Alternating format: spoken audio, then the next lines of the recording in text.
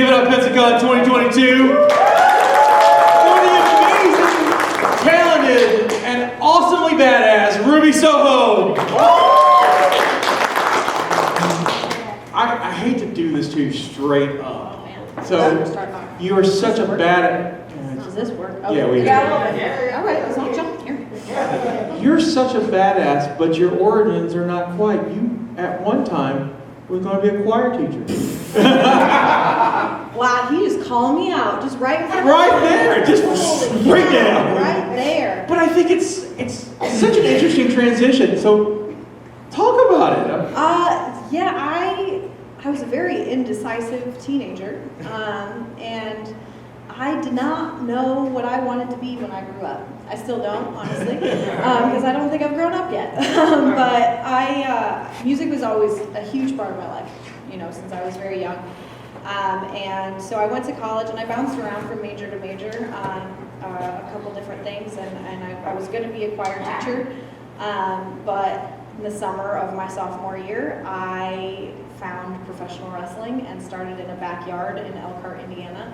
And I fell in love with it immediately. The creative freedom that came with it, and I knew that I had to pursue it, otherwise I would one day regret it. So that's kind of where it started, and here we are now. So how does a listless college student find her way to backyard wrestling? My kid best friend, I've known her since I was 8 years old. She lived down the street from me. Her whole family was obsessed with professional wrestling.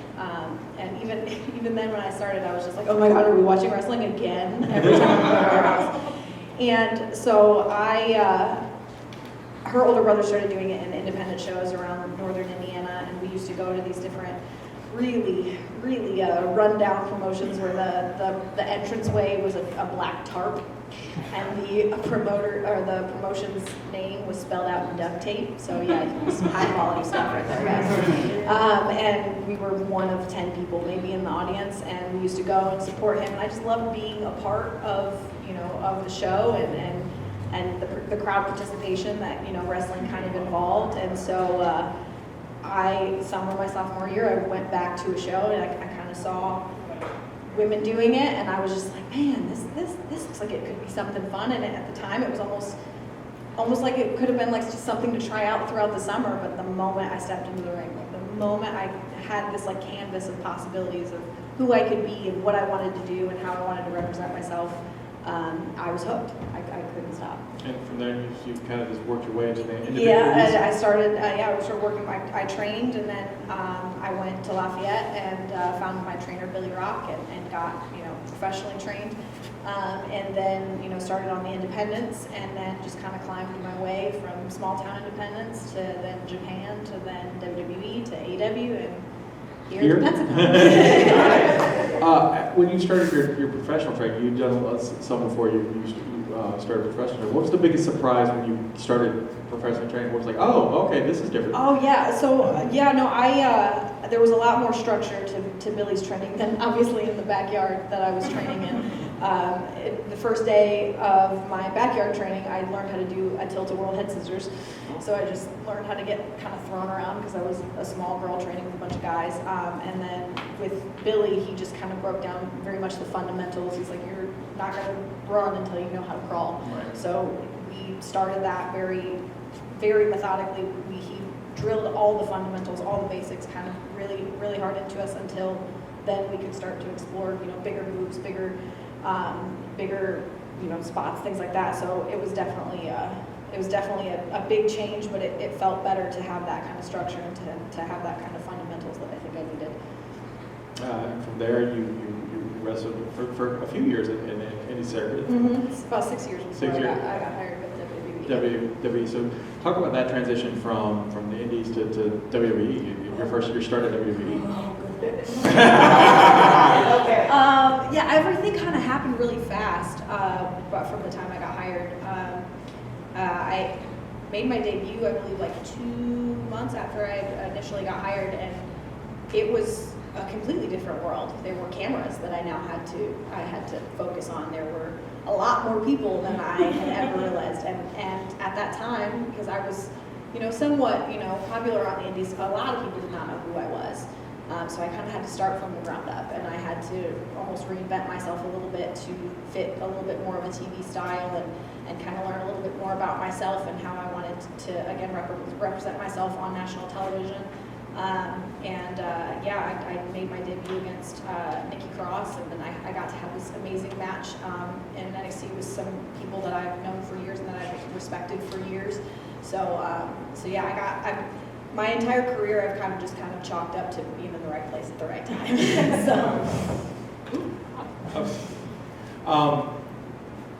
Developing your persona. I mean, in the indies you had something totally different, and then that clearly didn't fit for you. So when you get in the WWE, you started this amazing persona. How did the evolution of that come for you? Honestly, so my persona, I believe in the indies, and kind of reflected what I was doing a lot of the time. I was doing a lot of intergender wrestling, so the punk rock ragdoll kind of fit because I was just kind of getting thrown around a whole lot. And then the persona I kind of developed in WWE was what I felt like would fit a little bit more of a WWE style, and a more easily identifiable character.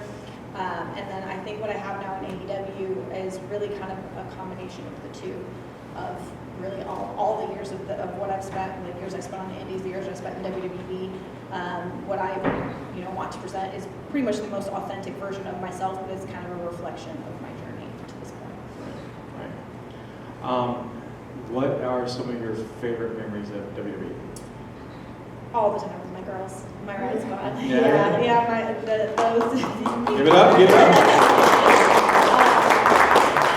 I honestly, I think that is one thing, especially since having been at the con, that's one thing that a lot of people have kind of come up to me and told me is that they really, connected with the real bond that I have with my girls.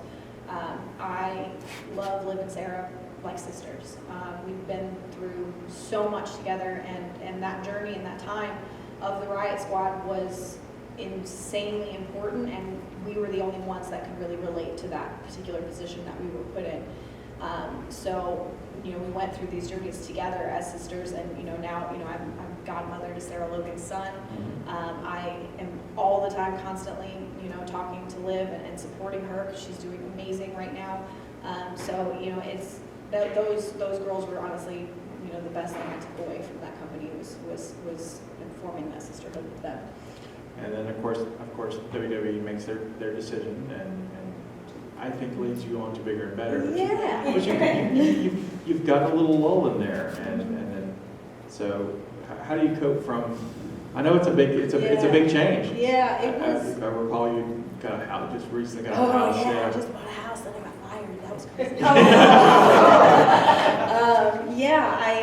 I bought a 40-acre farm out in Ohio to be near Sarah and everything, and then I got the phone call that I was being released from the company, and I definitely went through a lot of stages of grief. I think with that I was very sad. I wasn't going to see women that I had formed lifelong friendships with. I wasn't going to be seeing them as regularly as I was before, and all the work that I had put into this company, and it was definitely my dream, and it was scary, and so I went through a lot of different emotional and mental health changes and stuff, and so it was hard. I ate a whole box of Oreos that night, had myself a good cry, but then at the end of the day after that, after going through that grief period, I think it was very important for me to just be like, okay, what's next? And I knew from the get that AEW was going to be the place that I wanted. Whether or not I was going to go there or I was lucky enough to be there, had remained to be seen. But I knew that that's where I wanted to go. I knew that would be a good fit for me, and boy, was it. So how did AEW come to you? It was around the time that during my 90-day period, we legally it's kind of touchy to be able to talk about contracts going forward and stuff, but I had been reached out to a lot of people that I've known for years within the company that there was interest in bringing me in and everything, and then once that 90 days was up, I got to have a conversation with Tony Khan, who is the best boss in the entire world. He is a lunatic in the best way. He just loves professional wrestling. Like, he really, really loves it, and he loves his talent. He's passionate about it, and it was great. It was what I thought was going to be this very long, drawn-out conversation. I'm ready. This is this life-changing conversation. I'm so excited. We're about to start this new company. And it was the shortest conversation I've ever had in my life. And he called me up, and he was just like, I would love for you to come work for me. And I was like, oh my gosh, I would absolutely love that. Thank you so much. And I'm asking, like, what do you want for your women's division? What do you need from me? Like, what can I do for you? And he was just like, well, I just want you to be yourself, and I want you to come work for me for a long time. And I was like, I could do that. and that was really honestly the end. Like, I had no other, that's just what he wanted. He just wanted me to be me. And it was the most freeing thing I could ever ask from a boss. He didn't have any specifics or how he wanted me to dress or act or come out. He just wanted me to be me. And I think that's a really beautiful thing. It's something that I'm grateful for every day I come into work. One of my favorite stories from you too, most recently, is the name. Oh yeah. And so, how cool is that? Right? What? Yeah. So tell us about. I was going to preface it, but go ahead. You're so excited. You tell the story how this happens. You guys. I've been a Rancid fan for as long as I can remember. They were one of the first punk bands I ever listened to, and during that 90-day time period, I wasn't going to take any podcasts or interviews or anything like that. I just kind of wanted to take that time to reset. And Lars Fredrickson reached out to me, and we had been, in contact a little bit before Lars that. With Rancid, so. He is with Rancid. He's one of the band members of Rancid and is my personal hero. Big deal. And he reached out to me and was like, hey, well, would you mind doing my podcast? And Lars asked you to do his podcast. You do his podcast. And at that time, I had not really landed on a name. I didn't really want to go back to my name that I chose on the Indies, or I was chosen for me, right, which is Heidi Lovelace. And I couldn't use Ruby Riot anymore. I wanted to start fresh anyway, and I had told him, like, Ruby, the original name Ruby I wanted to keep because it came from the song Ruby Soho. And we're discussing that on his podcast, and he goes, why don't you just use that? And I looked at him, and well, I didn't know that was an option. And he said, yeah, I can just get on a group text right now and see if we can get it, and we can get you the song too. And I'm just like sinking down in my seat. The podcast is on YouTube, so you can watch that reaction. But it's right. So funny. He goes, oh, sure, no problem. Let me get this group text go, yeah. And you just if you can explode right there. Thing. I'm like, a 13-year-old me is dying inside, but I'm like trying to keep my cool, but I physically can't. And so then, next thing you know, that was my name. That was, the raddest entrance music in professional wrestling. Probably biased on that one, but it just, it's just surreal every time. And then literally, a couple weeks ago, he was in Chicago and he was ringside for me against Nyla Rose. That was so cool. And I don't know if you guys go back and watch that. It's one of my favorite parts. It's something small. The camera's on him, and like I'm coming down, and I'm going to like hug him like I wanted to, and the camera guy's in my way, so Lars just pushes the camera. I'm like, oh, thanks, man. Yeah. So from that, so you got the name, and now we have to introduce you to AEW. Yeah. These amazing shorts, and to kind of God. Present yourself as Ruby Soho to the public. Yeah, it was that. I am so grateful for, his name is John Carlo. I believe he works a little bit with GCW and used to work with WWE. He is absolutely brilliant. Absolutely brilliant. I came to him with some, like, a rough general outline of ideas. I wanted to kind of take everybody with me on kind of the stages of grief that I went through after being released, and kind of this new empowerment that I now had, being able to present the world as the most authentic version of myself. And he, put this together in a way that I couldn't have possibly been happier. And then we had these little Easter eggs that people were seeing, and like some people were like seeing things that weren't there, but like I was loving every bit of it, because I had gone pretty much social media silent since I got released. And I was so happy with the build and how it came about and everything, and then, you know, when All Out happened, was for people to know that that was my name. Like for people just from social media, the only reason that they knew, just from social media, people were chanting Ruby Soho, something I had not been called yet, before I ever came out, was honestly the best possible feeling I could have had. And then you get the theme music, pops, it's just... The song. Before I pass you on to the audience, because I know they're wanting to ask questions, you and me were talking a little bit in the back, because we both have a love of folk art music and stuff. And you, being in the position that you've got to have some wonderful meetings with some folks. Please share a couple of details with some. This is amazing. I'll tell you, this is one of my favorite stories in the world. So, are you guys familiar with the Misfits? Yes. A lot of people, even if you're not really punk rock fans, you know who the Misfits are. The lead singer of the original Misfits is Glenn Danzig. I'm a huge Danzig fan, And one day we were in San Diego, I think, for WWE, and me and Sarah are hanging out in the locker room. And one of the ladies from catering walks up to us, or walks through, and was like, "Hey, Sarah, Ruby, Glenn Danzig wants to meet you." And we looked at each other and we're like, okay.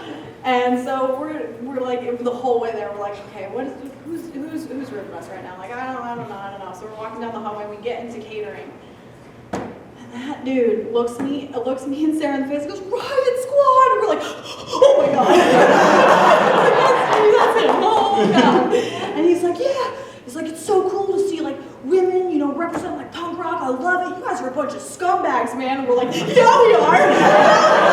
We were so excited. It was unreal. And he's a huge wrestling fan. And so many people in the music industry are like that I respect or that I've listened to are wrestling fans, and it's wild to me to see the crossover between it. And so, you know, I'm also, the other story I told you, I got to meet Joan Jett. She's actually tattooed on my arm. I got to meet Joan Jett. Rhonda actually orchestrated for me to meet her at WrestleMania when she did Bad Reputation for her. And, you know, I kept my cool. I was cool as a cucumber. When I met her, I was so nice. I was like, "Oh, it's so nice to meet you, blah, blah, blah." As soon as I left the room, mind you, there's probably like legends, people that I respect, you know, around. As soon as I closed that door, hit the ground, cried like a baby. And I was there, people were like, "Are you okay?" And I was like, "I just love her so much. I just love her. She's done so much for women in the entertainment." I'm maybe. But yeah, I can't even get over. I'm a small town kid from Indiana, you guys. Like, I can't even believe I get to live the life I get to, but I'm just along for the ride at this point. Right place, right time, guys. And I'm glad you are, because you're so entertaining. Oh, thank you. On that note, let's pass it on to the audience. I know they have questions, so raise your hand and we'll start. I'm so excited I got so many people. Thank you. I want to know, what's the transition, like, AEW is so much different from WWE. Like, is it like more free creating your character and embracing it a lot more to what you were Ruby Riot to Ruby Soho now? Is it more creative control? I think so, yeah. I think there's a lot more of it feels like a lot more of a team atmosphere in AEW. It feels like, you know, I can come to Tony and really give him, you know, an idea. But I think what's important to have, while that creative freedom is very important, you need somebody else who can give you some ideas as well, and you guys can collaborate and make something good. Because like, if you have constant creative freedom, there's no challenge. There's no way to start to think outside the box to grow your ideas. So you need somebody or you know, groups of people that are receptive to your ideas, but that also have ideas as well, that you can kind of come together and create something beautiful and be able to grow your mind in that creative aspect. So I think it's like the perfect balance, honestly, being a team effort. You know, Tony's so open to hearing everything that, you know, that you have to say, but he also has ideas of his own, and he's great about us coming together and being able to create something that works for both of our creative visions. So it's been such a breath of fresh air, honestly, and I you know, I feel honestly at the top of my game at this point right now in my career because of them. Question. Okay, I noticed for one of your vignettes you had Black Sheep by Metric. Mm-hmm. Do you have a famous Scott Pickle versus the world character? Look at there. Yeah.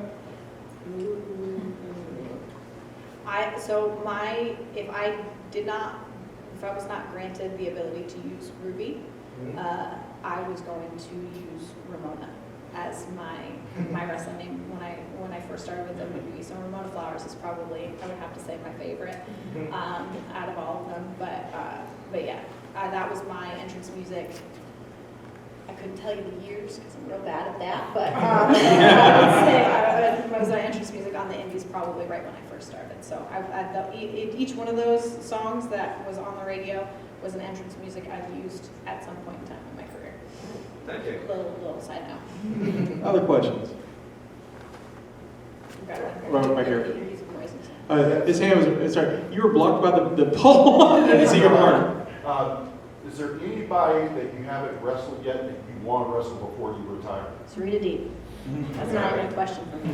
I have been a fan of Serena long before I ever went to AEW. I've been like nipping at her heels for the last like 10 years. I went to Shimmer, she went to Shimmer, I was there right when she left. She went to OVW, I was there right when she left. WWE, I was there when she left. AEW, I'm there now. We're here at the same time. I need to wrestle you. And right now she's at the top, in my opinion, at the top of her game. Her and the matches she had with Hikaru Shida are clinics in women's wrestling. Like, they are absolutely incredible. So I would be honored if I got a chance to step in the ring with her. Right there. So I've heard that in WWE, they actually wrote your promos for you, and in AEW, you get to do your own thing. Do you actually like sit backstage and think about what you want to say, or is it just like off seat of your pants? I think it's definitely it depends. I am constantly writing promos in my head for everything, always. For other people that I'm working with, I have things going on in my head constantly. I'll watch movies, I'll be like, ooh, I want to steal that line, I like that. Or I'll watch other people's promos, like I watch Eddie Kingston's promos, and I am blown away. And there's mannerisms and things that I gravitate towards that I want to kind of use and make it my own. So I'm constantly, honestly, writing promos in my head, but sometimes I'll want to know the points that I want to get across, and then the rest just kind of let it flow naturally, because obviously things can happen, and the crowd reacts in different ways, so you got to be ready to kind of think on your toes a little bit. And especially if you're talking to someone, you never know. It's very much so like a kind of try to stay on your toes a little bit. So just I think about the points I want to get across, and then the rest just kind of works itself out, hopefully. Question over here. Personally, one of my favorite promos of all of last year was the Britt Baker one, who was here about a month before she won the title, by the way. But did you two talk about some of those lines? Because a lot of those, were really emotional. A little below the belt there.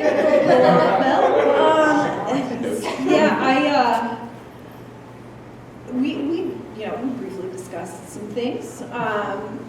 There were a lot of things that, like you said, they were definitely below the belt. But yeah, we discussed a little bit, before we went out and kind of cleared some stuff. But other than that, it's a lot of just back and forth. Again, the points that we wanted to get across, and then from there it was just kind of a free for all. We knew that regardless that we were not necessarily going to offend each other, even if we tried, which I know you tried. So we just kind of went balls to the wall. The question beside him, yeah, you. Is that wanting to constantly write scripts in your head, is that the theater that you did a little bit of? Probably, honestly, yeah. No, I spent the better part of, while I did choir and stuff, I also did a lot of musical theater and stuff like that. And I feel like, especially with me and the character that I play, and it is pretty much me, essentially. But I think, obviously, like every wrestler says, that turned up to 100. I think if I do that as well, it's good character growth for me. If I go, pick everybody out on the roster and be like, how would I have a problem with you? How would I have a problem with you? and what would, our story be. It helps me get to know my character better. If I put myself in different situations, it helps me learn and grow more as my own character to get to know the complexities of it. So that definitely helps me, and I think it definitely has to do probably with my theater background because, I'm always trying to think of new stuff, so. Other question? I got a question. I I was gonna ask about your backyard days. Is there any match that stands out? Honestly, okay, so I mainly trained in my backyard days. I didn't really have a whole lot of matches, but I will tell you, this is one of my favorite stories. It's a very humbling story. Probably, I want to say like maybe a month and a half before I got signed with WWE. I did a show in the parking lot of a Texas Roadhouse. So, and I definitely got paid in steak. So yeah, I did. Yeah. It was Good rolls. great. Yeah, oh my God. Right, good rolls. Those rolls, you guys, those rolls. But yeah, that was literally months before I got signed with WWE, and so at that point, it was in Indiana somewhere, and it's very humbling to be like, this was my life right before I went in front of 70,000 people. Like, it can be my life again. So it's definitely one of those things. But yeah, that was. Yeah, right here. You spoke on the topic of intergender wrestling earlier, and I know we've seen a little bit of it, such as AMA and Reno and intergender tag on the Jericho Cruise. Is a further exploration of that going to be something coming up at AEW, or is that just something that you would all think about? And who else, besides, of course, yourself, who would be great at those matches? Who else do you think on the women's side would spearhead that? So I'm not sure where the future of intergender wrestling lies as far as even in this company or in any company rather. I know that there's a lot of people that it's not for them, and that's okay. I don't ever take offense to that. That's one of the beautiful things about wrestling. There is something out there for everyone, and I think that we are getting into the mixed tag stuff a lot lately. When they just did Britt Baker and Adam Cole versus Orange and Chris, and that was probably one of my favorite matches I've seen in a really long time. So entertaining, so much fun to watch. And I know that that's kind of a line that I think we'll be able to like further explore and everything. So I'm very excited about the future of the mixed tag stuff. I know that Chris Statlander, has done some intergender in the past. I think she'd be great with that as well. But I think, as far as that goes, I think that's where we're at right now. I don't know if it's in my time period or my career period where we are going to have just intergender matches. But I'm excited to see where the future lies for that kind of thing, or for women in general. We're just constantly making new strides and breaking barriers, and so I've just been so fortunate to be able to kind of have a front row seat there, honestly. Other questions? Do you think that AEW opening up Forbidden Door is good for business? I think it's great, honestly. I think that it gives people matches that they never thought were possible. I think matchups and things that they never thought were a possibility, or like the constant thing that I have running through my head in AEW, is this is a match I didn't know I needed. And I see that. I feel like every time I see that, I'll see it on the board and I'll be like, oh my God, that match is going to be great. Why didn't I know I need that match? Like, it happens all the time with AEW, and I think that only kind of furthers that of like when we bring in new people from opening the Forbidden Door. I just think wrestling is already this beautiful melting pot of just different personalities, and it now can be this beautiful melting pot of just different companies and everybody coming together and just kind of creating magic. And back there first, then we'll get you next. Other than Serena, is there anyone else that you would like to face in the ring?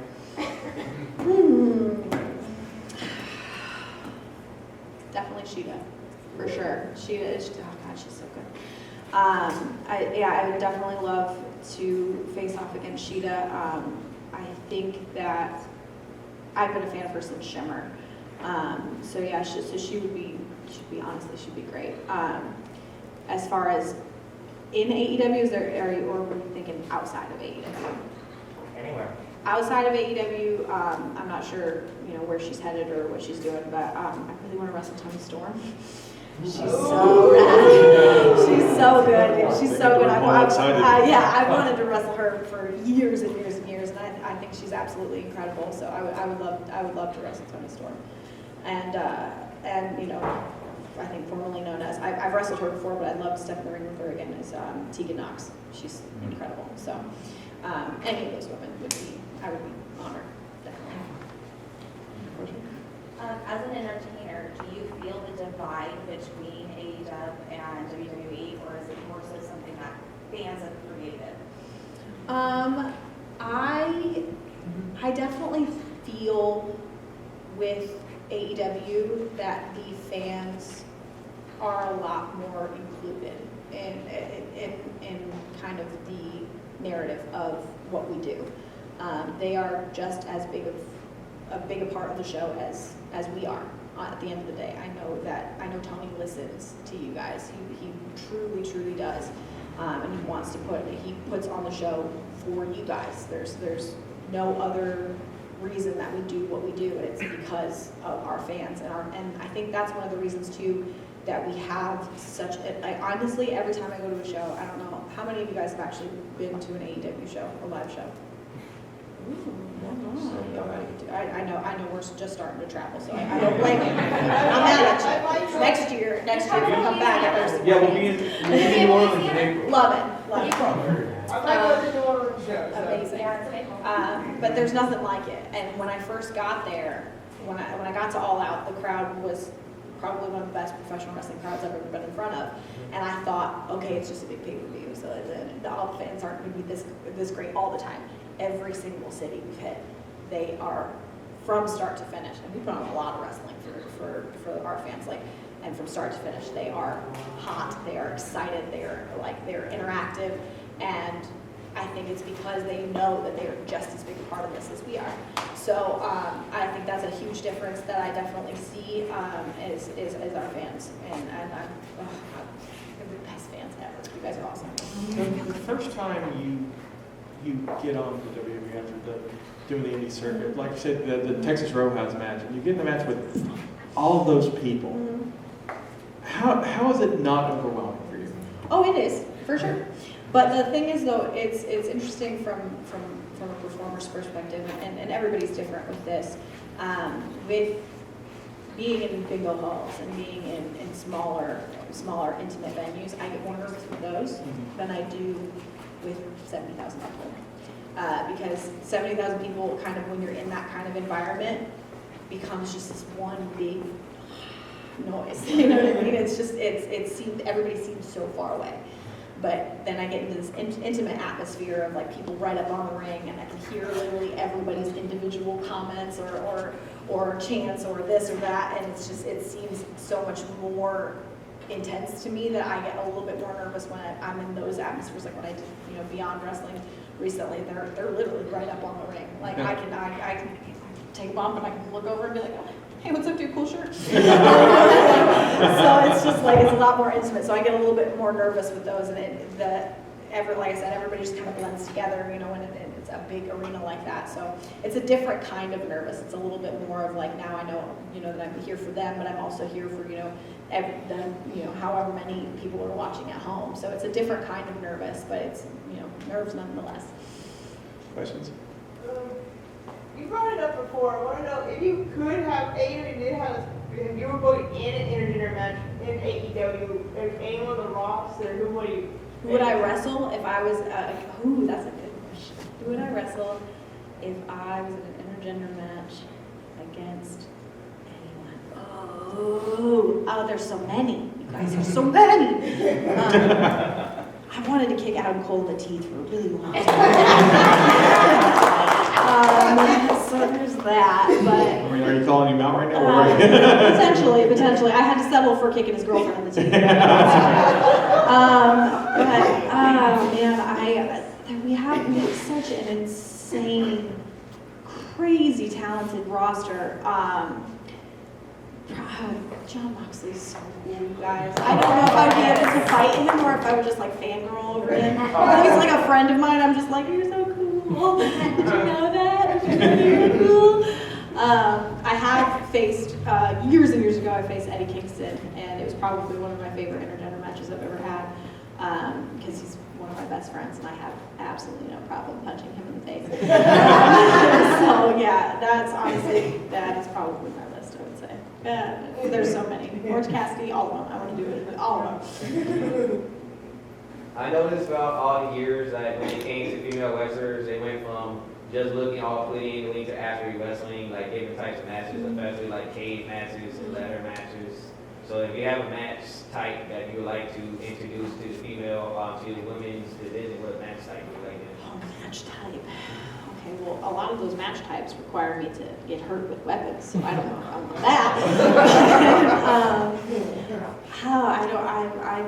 I know that, so yeah, you guys, these girls are going hard. You guys saw that tag match with Tainara and Anna and Bunny and Penelope? Oh, Those girls went wild. Holy cow, I'm like bleeding everywhere. I was like, yeah, you're so tough. I'm so scared.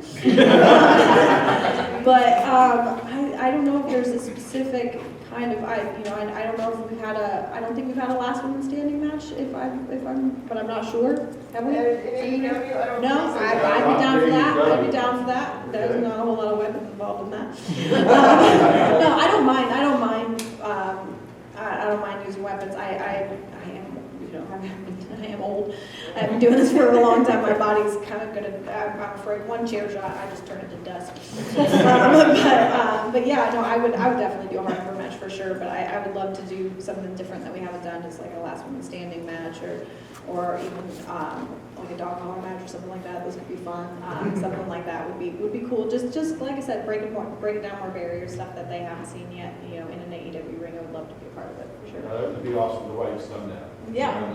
Not a dog collar. Yeah, I would love that for sure.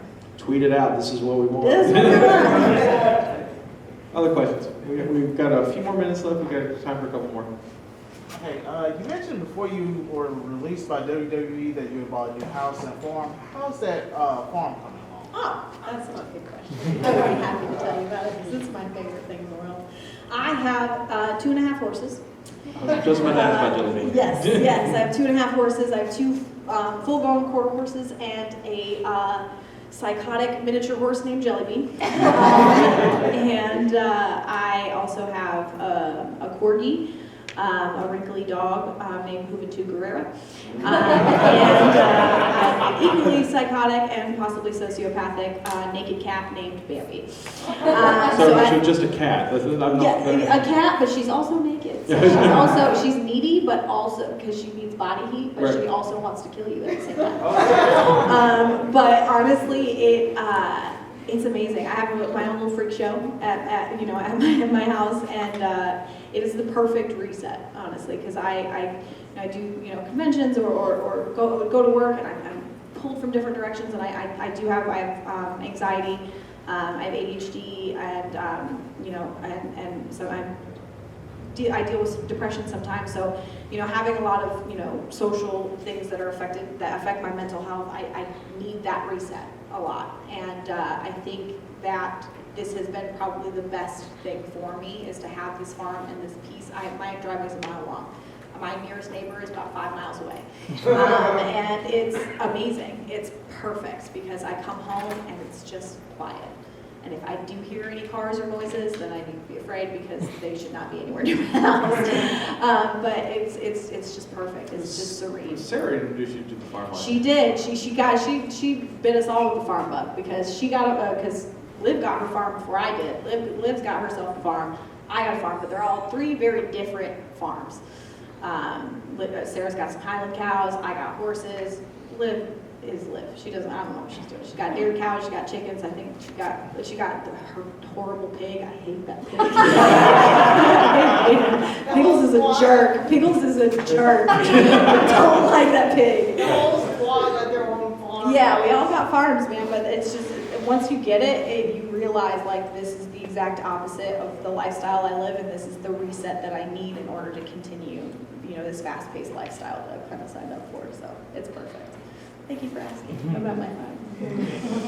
Got time for about one more question. Yeah, I just have a The back. quick question. I had, because we came in late, I thought it was at 2:15. Oh, okay. And I went to go get my autograph that I promised my husband yesterday. Are you going to be doing them? I am not, but I don't know how, because I have to leave out of here and head straight to the airport. Okay.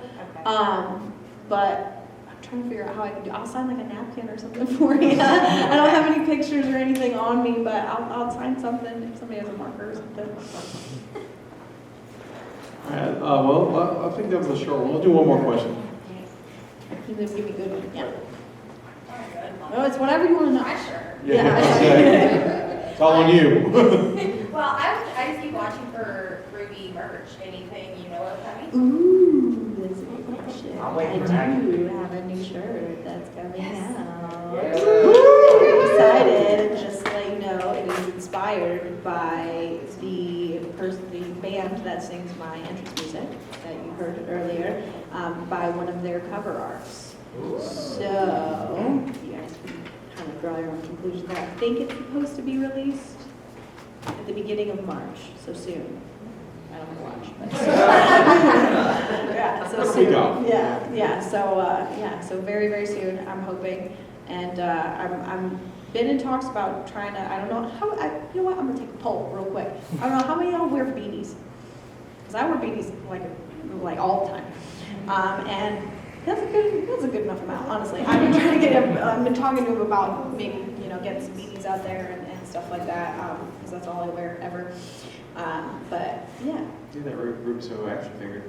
Hopefully that's soon. I know that has been in the works for a long time, but I don't know exactly how that works. Right. But I know that's been in the works, and I know it's probably very difficult because I have a lot of distinctive, I don't know if you guys know this, but I have a couple tattoos. But yeah, and so I know that's a lot of work, but hopefully soon. This Mattel scans you, you'll be fine. Yeah, I know. Well, it's not Mattel that does that. I think it's like Ringside. Is it Ringside? Or Yeah. something like that. Yeah. So.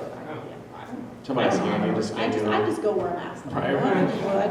Same here. Do a bill. Yeah. I think we got one more. It's 2:13. Last one? Last one. One more question. I like that jacket that you come out to. Can you possibly make a replica jacket? That would take a lot of work. Also, I don't know if you guys saw my match with Nyla, but me and that jacket are kind of fighting right now. That thing would not come off of my body, and I was genuinely contemplating how I was going to get through the entire match with that jacket stuck to my arm. So we're not on good terms at this particular moment in that jacket, but I'm sure we could get something similar to that maybe has like a printed thing, because it's just those patches and the stuff that I make a lot of that myself, and it's a tedious job to make one. I can't imagine to sell them outward. So hopefully something like that maybe, but Just a hoodie would. hoodies. You know what? I love hoodies, man. Why need a hoodie? Yes. Gotta keep you all going. Well, thank you so much for spending some Thank time you with guys us. for listening to me talk.